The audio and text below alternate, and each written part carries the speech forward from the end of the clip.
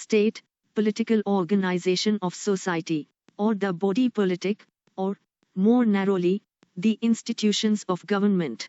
The state is a form of human association distinguished from other social groups by its purpose, the establishment of order and security, its methods, the laws and their enforcement, its territory, the area of jurisdiction or geographic boundaries, and finally by its sovereignty.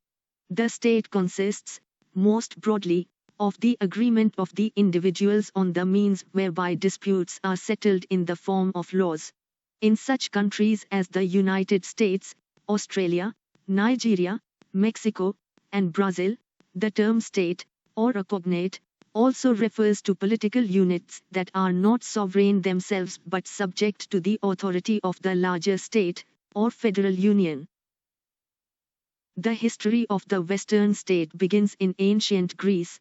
Plato and Aristotle wrote of the polis, or city-state, as an ideal form of association, in which the whole community's religious, cultural, political, and economic needs could be satisfied.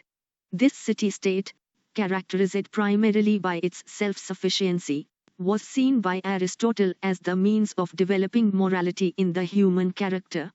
The Greek idea corresponds more accurately to the modern concept of the nation, i.e., a population of a fixed area that shares a common language, culture, and history, whereas the Roman res publica, or commonwealth, is more similar to the modern concept of the state.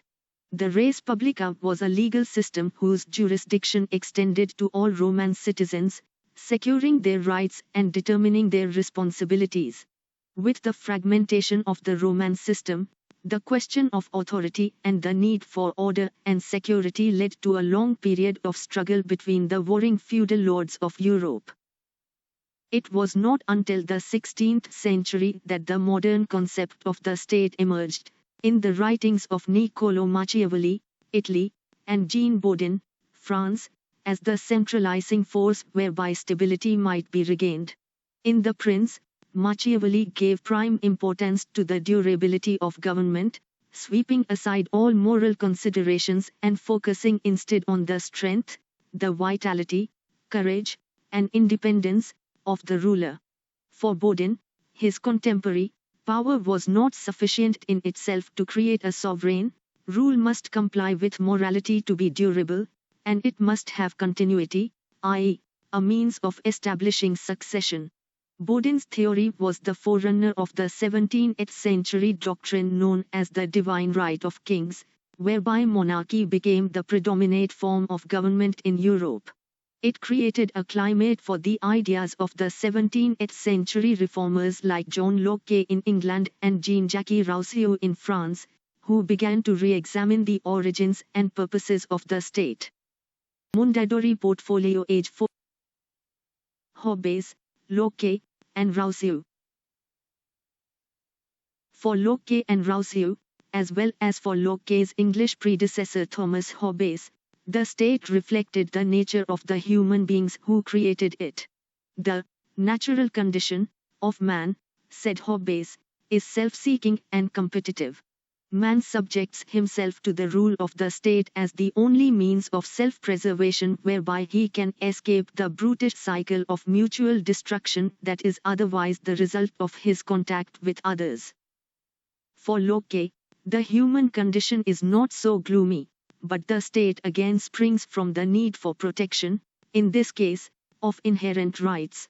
Locke said that the state is the social contract by which individuals agree not to infringe on each other's natural rights to life, liberty, and property, in exchange for which each man secures his own sphere of liberty.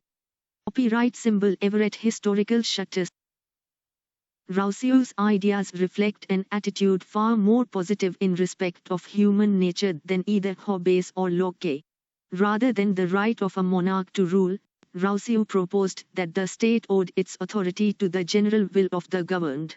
For him, the nation itself is sovereign, and the law is none other than the will of the people as a whole. Influenced by Plato, Rousseau recognized the state as the environment for the moral development of humanity. Man, though corrupted by his civilization, remained basically good and therefore capable of assuming the moral position of aiming at the general welfare. Because the result of aiming at individual purposes is disagreement, a healthy, non-corrupting state can exist only when the common good is recognized as the goal. Part 3 of the Constitution deals with fundamental rights, which are the restriction on the power of the legislature, executive and judiciary, that no one can encroach upon this part. In order to define the scope of the